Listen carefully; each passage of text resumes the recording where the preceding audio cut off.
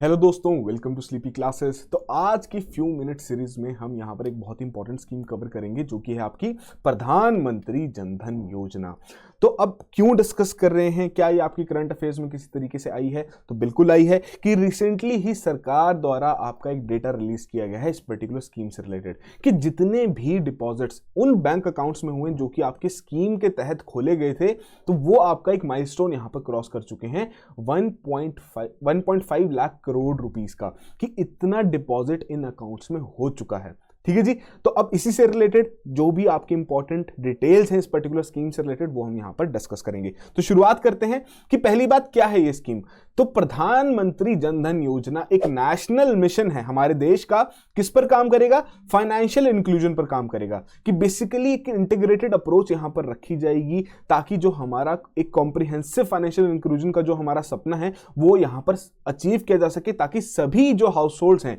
हमारे देश के वो आपके फाइनेंशियली इंक्लूसिव रहें। अब फाइनेंशियल इंक्लूजन क्या है ये, क्या ये इसका मतलब क्या है इस टर्म का? ये एक प्रोसेस है कि जिसके चलते जितनी भी आपकी इस तरीके की फाइनेंशियल सर्विसेज जो प्रोडक्ट्स रहते हैं कि उनका एक्सेस प्रोवाइड किया जा सके। किन लोगों को? पहली बात तो सभी सेक्शन ऑफ द सोसाइटी को वो प्रोवाइड किया जाना जरूरी है ही, बट साथ के साथ जो आपके ऐसे वल्नरेबल ग्रुप्स हैं कि उन तक ये जरूर पहुंचाई जा सके, एक अफोर्डेबल कॉस्ट में पहुंचाई जा सके, एक ट्रांसपेरेंट मैनर में पहुंचाई जा सके, जो कि आपके इंस्टीट्यूशनल प्लेयर्स द्वारा वहां पर पहुंचाई जाएगी। तो इसमें आपके बैंक्स हो गए, सेंट्रल बैंक ऑफ इंडिया हो गया, गवर्नमेंट होगी, ये सभी आपके इस चीज पर काम करेंगे। तो फाइनेंशियल इंक्लूजन से रिलेटेड अब आपकी और भी स्कीम्स है जो कि इस पर काम कर रही है फाइनेंशियल इंक्लूजन से। ये तो आपकी प्रधानमंत्री जनधन योजना तो एक हो ही गई, उसके अलावा जो आपकी व्यय बंधु योजना होगी, फिर उसके अलावा मुद्रा योजना होगी। ठीक है जी। तो ये सभी स्कीम्स भी आपकी फाइनेंशियल इंक्लूजन पर ही यहां पर काम कर रही हैं। तो बेसिकली किस तरीके की सर्विसेज की बात हो रही है, कैसी सर्विसेज यहां प्रोवाइड करने की बात हो रही है कि पहली बात तो एक बैंक अकाउंट होना बहुत जरूरी है, सेविंग्स और डिपॉजिट अकाउंट होना बहुत जरूरी है, फिर रेमिटेंस उनको प्रोवाइड किया जा सके, क्रेडिट वहां पर प्रोवाइड किया जा सके कि इस तरीके के जो आपके marginal section of the society रहते हैं कि उनके पास एक बहुत ही स्मॉल पीस ऑफ लैंड है, अब उस पर वो क्या ही चीज ट्राई कर पाएंगे, उनके पास तो पैसा है ही नहीं, तो वो बैंक से थोड़ा बहुत पैसा उधार लेके कुछ नई चीजें ट्राई करके अपने जो स्टैंडर्ड ऑफ लिविंग है उसे इंप्रूव कर सकते हैं। इंश्योरेंस फैसिलिटीज प्रोवाइड करने की बात की गई है कि बेसिकली जो आपका इंसिडेंटल इंश्योरेंस होती है, एक लाइफ इंश्योरेंस होती है, इन सभी चीजों को यहां पर प्रोवाइड करने की बात की गई है। पेंशन सर्विसेज प्रोवाइड करने की बात की गई है। तो ये सभी जो सर्विसेज हैं आपकी फाइनेंशियल इंक्लूजन के थ्रू ही ये सर्विसेज यहां पर प्रोवाइड करने की एक फोकस रखा गया है, एक टारगेट रखा गया है भारत की सरकार द्वारा। अब देख लेते हैं कि कौन से बेनिफिट्स हैं जो कि ये आपकी पर्टिकुलरली जनधन स्कीम यहां पर अचीव करने की बात करती है। कि पहली बात कि बहुत इंपॉर्टेंट जो आपका कंपोनेंट है कि एक बेसिक सेविंग अकाउंट होना जरूरी है, कि जितने भी ऐसी भारत की जनता है जिनका अभी तक अकाउंट ही नहीं खुला है, तो जैसे उन्हें आपके फाइनेंशियली इंक्लूसिव के जो एटमॉस्फेयर में लाने के लिए उनका एक बेसिक अकाउंट होना बहुत जरूरी है। अब अकाउंट खोलेंगे तो अब उसमें क्या क्या कंडीशंस हैं कि जैसे आपने देखा होगा कि आरबीआई और बाकी बैंक्स ने भी कुछ कुछ कंडीशंस यहां पर लगा दी गई हैं कि आपका 5,000 मिनिमम अकाउंट बैलेंस होना चाहिए, 10,000 मिनिमम अकाउंट बैलेंस होना चाहिए। तो यहां पर क्या है, इस स्कीम के तहत जो आपका अकाउंट खोला जाएगा कि जीरो बैलेंस अकाउंट रहेगा और साथ के साथ रुपए डेबिट कार्ड भी वहां पर प्रोवाइड किया जाएगा। फिर जो डिपॉजिट्स एक तो आपके डीबीटी के थ्रू आएंगे, डायरेक्ट बेनिफिट ट्रांसफर के थ्रू आएंगे, कि जितनी भी स्कीम्स और इनिशिएटिव सरकार द्वारा वहां पर रन की जाती हैं, इन सभी बेनिफिशियरी से रिलेटेड जो भी इनके हम कह सकते हैं जो उन्हें फायदा मिलना चाहिए, जो भी इन्हें इनकम वहां से आनी चाहिए, जो उन्हें पैसा वहां से आना चाहिए, कि वो पैसा आएगा इनके अकाउंट में रहेगा, तो उस पर इन्हें इंटरेस्ट भी यहां पर जनरेट करके दिया जाएगा। फिर बात करें इंश्योरेंस के बारे में कि एक्सीडेंटल इंश्योरेंस कवर यहां पर प्रोवाइड करने की बात की गई है कि पहले 1 लाख था, फिर आपका 2 लाख कर दिया गया, साथ साथ आपके 30,000 की वहां पर लाइफ इंश्योरेंस की बात रखी गई है। ओवरड्राफ्ट फैसिलिटी प्रोवाइड करने की बात की गई है कि जो इनको लगता है कि थोड़ा बहुत उधार चाहिए तो वो बैंक से आपका ओवरड्राफ्ट फैसिलिटी को अवेल करते हुए वहां पर उधार भी ले सकते हैं। फिर जो हमने बात की डायरेक्ट बेनिफिट ट्रांसफर की, इतनी सारी स्कीम्स है जिनसे रिलेटेड आपके इनिशिएटिव सरकार द्वारा लॉन्च किए जाते हैं कि ये पर्टिकुलर पैसा इन सेक्शन ऑफ सोसाइटी को पहुंचाया जा सके। तो पहले क्या होता था कि जो आपके मिडिल प्लेयर्स रहते थे पैसा खा जाते थे, अब ऐसी स्कीम्स के चलते जब डायरेक्टली ही उनके पास बेनिफिशियरी का बैंक अकाउंट नंबर रहेगा तो वो जो पैसा है जो उनके लिए वहां पर रखा गया है डायरेक्टली उन तक पहुंचाया जा सकेगा डायरेक्ट बेनिफिट ट्रांसफर के चलते। तो अगर हम बेसिक अंडरस्टैंडिंग रखें यहां पर कि कौन से टेनेट्स हैं जिनके बेसिस पर आपकी स्कीम निर्भर है, कि पहली बात कि जो अनबैंक जनता है कि उनकी बैंकिंग करनी है, कि उन्हें बैंकिंग एटमॉस्फेयर में उतारना है ताकि उनका भी बैंक अकाउंट हो, उनके भी पास जो भी पैसे बनते हैं उनके पास पहुंचे। फिर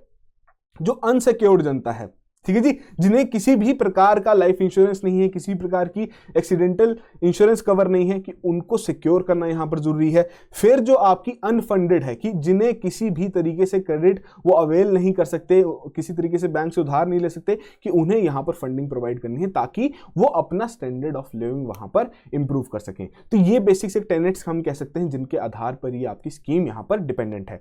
फिर बात करें कि कुछ यहां पर नए फीचर्स लाए गए इस स्कीम में। क्या क्या लाए गए कि 2018 में यहां पर सरकार ने डिसाइड किया कि और ज्यादा कॉम्प्रिहेंसिव स्कीम को बनाया जाए, तो उसमें कुछ मॉडिफिकेशंस की गई। कि पहली बात, जो पहले ऑब्जेक्टिव था, कि पहले जो फोकस था कि हम हर एक हाउस होल्ड को टारगेट करेंगे, जी नहीं, अब ऐसा नहीं है कि हम हर एक जो अनबैंक्ड एडल्ट है उसे टारगेट करेंगे, हम उसे कहेंगे कि आइए अपना बैंक अकाउंट यहां पर खोलिए। फिर उसके अलावा जो हमने बात की इंश्योरेंस के बारे में, कि 1 लाख से 2 लाख आपका कन्वर्ट हो गया, कि जितने भी आपके रुपए कार्ड के जो होल्डर्स रहेंगे, जो कि आपका डेबिट कार्ड के तरीके से भी काम करेगा, एटीएम के तरीके से भी काम करेगा, कि जितने भी आपके इस तरीके के कार्ड होल्डर्स रहेंगे उन्हें यहां पर एक्सीडेंटल इंश्योरेंस कवर जो रखा गया था 1 लाख का, वो इंक्रीज कर दिया गया 2 लाख का। अब ये किनके लिए है कि जिनके अकाउंट्स इस पर्टिकुलर डेट के बाद वहां पर खोले गए हैं, ठीक है, 2018। फिर बात करें ओवरड्राफ्ट फैसिलिटीज के बारे में, कि यहां पर जो ओवरड्राफ्ट फैसिलिटी है, जो पहले 5,000 का अमाउंट रखा गया था वो 10,000 कर दिया गया, और 2,000 तक बिना किसी कंडीशंस के वहां पर वो अवेल कर सकते हैं। 10,000 में कुछ कंडीशंस लगाई गई हैं कि 6 महीने तक आपकी ऐसी बैंकिंग एक्टिविटी होना जरूरी है। साथ के साथ जो अपर एज लिमिट है ओवरड्राफ्ट अकाउंट की, वो भी यहां पर 60 से 65 ईयर्स की जा चुकी है। ठीक है जी, तो ये बेसिक से चेंजेस हैं जो कि इस स्कीम में लाए गए 2018 में। अब अगर हम बात करें कि एक बैंक मित्र की बात यहां पर बात की गई, कि क्या है ये बैंक मित्र, की बेसिकली जो स्कीम का ऑब्जेक्टिव था कि हर एक जो व्यक्ति है जिसका बैंक अकाउंट नहीं है, कि वो बैंक के थ्रू या बैंक मित्रस के थ्रू अपना बैंक अकाउंट वहां पर खुलवाएंगे। तो बैंक मित्रस क्या है कि हर जगह तो आपके बैंक्स अवेलेबल नहीं है, अब जनता को जागरूक भी करना है, उन्हें बताना भी है कि भाई साहब आपके पास ये सभी फैसिलिटीज हैं, आपके पास ये सभी ऑप्शंस हैं जिन्हें आप अवेल कर सकते हैं। तो बैंक मित्रस को यहां पर मैदान में लाया गया, कि बेसिकली ये वो व्यक्ति रहेंगे जो कि आपके सिलेक्ट किए जाएंगे, बैंक द्वारा वहां पर अटैच किए जाएंगे, जो कि ऐसे जो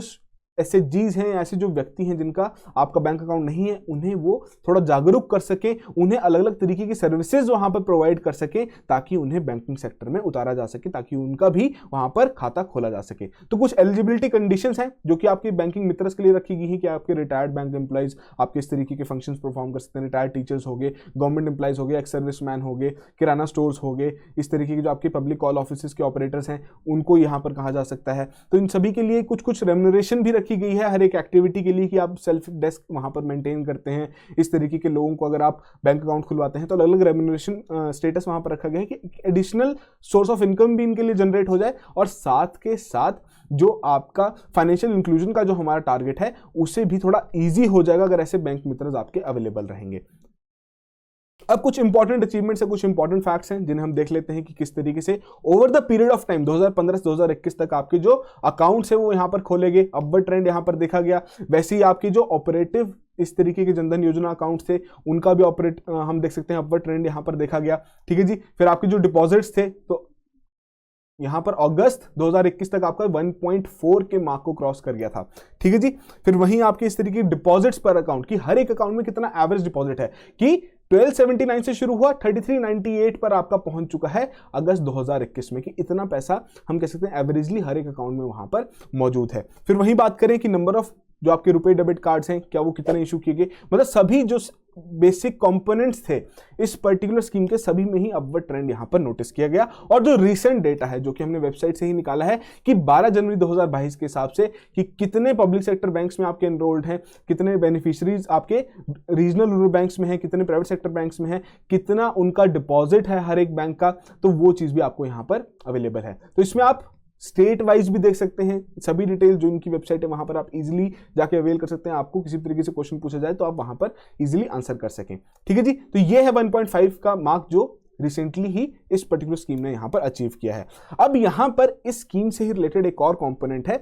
वो है जनधन दर्शक ऐप। अब इस ऐप का क्या काम है, पहली बात जो प्रीलिम्स ओरिएंटेड आपके लिए इंपॉर्टेंट रहता है, किसके द्वारा डेवलप की गई है, तो यहां पर आपके department of financial services, ministry of finance and national informatics centre ने आपकी ये ऐप डेवलप की है। अब क्या काम है इस ऐप का, कि ये गाइड करेगी आम जनता को, कि ताकि जो जितने भी ऐसे फाइनेंशियल सर्विसेज टच पॉइंट्स हैं उनके आसपास वो उसे लोकेट कर सकें, ताकि वो वहां तक पहुंच सकें और जितनी भी ऐसी नेसेसरी इंफॉर्मेशन है वो वहां से ऑब्टेन कर सकें। साथ के साथ ये जो ऐप है ये उन विलेजेस को भी आइडेंटिफाई करेगी कि जहां पर इस तरीके के जो बैंकिंग टच पॉइंट्स हैं, जहां पर इस तरीके के जो हम कह सकते हैं बैंक्स द्वारा जो वहां पर आपके ऐसे पॉइंट्स एस्टैब्लिश किए गए हैं कि वो विद इन 5 किलोमीटर्स वहां पर अवेलेबल नहीं है। तो ये जो डेटा रहेगा ये बेनिफिशियरीज के लिए तो रहेगा ही कि उन्हें पता लग जाएगा कि हाँ जी हमारे 5 किलोमीटर के अंदर कोई ऐसा बैंकिंग टच पॉइंट है या नहीं। साथ के साथ जो आपके इंस्टीट्यूशनल प्लेयर्स हैं, बैंक्स हैं, उन्हें भी पता लगेगा कि कौन कौन से ऐसे विलेजेस हैं जिनके 5 किलोमीटर के अंदर कोई भी ऐसा बैंकिंग टच पॉइंट अवेलेबल नहीं है। तो इसी डेटा को यूज करते हुए अगर अक्टूबर 2019 से अगर हम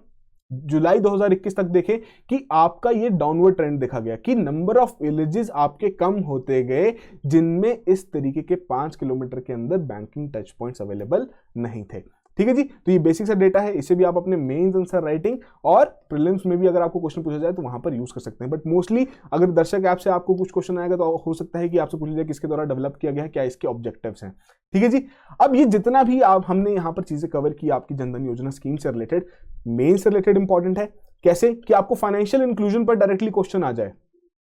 कि बताइए, क्रिटिकली एनालाइज कीजिए सरकार द्वारा जो यहां पर स्टेप्स लिए गए हैं हमारे देश में फाइनेंशियल इंक्लूजन अचीव करने के लिए, या डिस्कस कीजिए उन स्टेप्स को। तो आप ऐसी स्कीम्स को वहां पर मेंशन कर सकते हैं। ठीक है जी, क्या क्या डेटा आपके पास अवेलेबल रहेगा उसे वहां पर कोट करते हुए अपने पॉइंट्स को वहां पर जस्टिफाई कर सकते हैं, या फिर डायरेक्टली ही आपको जो यहां पर स्कीम के बेनिफिट्स हैं उन्हीं से ही रिलेटेड प्रीलिम्स में स्टेटमेंट बेस्ड क्वेश्चन आ सकते हैं कि बताइए इनमें से कौन कौन से बेनिफिट्स हैं जो कि इस स्कीम के अंदर आपके कवर्ड हैं। तो जितनी भी इंफॉर्मेशन है आप पीडीएफ तो अवेल कर ही सकते हैं, डाउनलोड कर सकते हैं इजीली, आपको डिस्क्रिप्शन में लिंक मिल जाएगा, ताकि आपके पास एक नोट्स भी रहे। और आगे भी हमारा यही ऑब्जेक्टिव रहेगा कि जितनी भी आपकी प्रीलिम्स से पहले जितनी भी ऐसी इंपॉर्टेंट स्कीम्स हैं उन्हें भी हम यहां पर कवर करें। तो प्रीलिम्स के बारे में ही बात कर रहे हैं, तो आपको पता ही स्लीपी क्लासेस ने आपके इनिशिएटिव शुरू कर दिए हैं प्रीलिम्स ओरिएंटेड, जिसमें आपका प्रीलिम्स क्रैश कोर्स शुरू हो चुका है। जीएस कंपोनेंट यहां पर अलग से अवेलेबल, अगर आपको लगता है कि आपको जीएस एक बार दोबारा रिवाइज करने की जरूरत है, जितने भी आपके प्रीलिम्स ओरिएंटेड सब्जेक्ट्स हैं उनसे रिलेटेड जितना भी कंटेंट है वो आपको एक साथ यहां पर प्रोवाइड किया जाएगा, जिसमें आपके चैप्टर वाइज क्विज़ेस भी यहां पर अवेलेबल रहेंगे।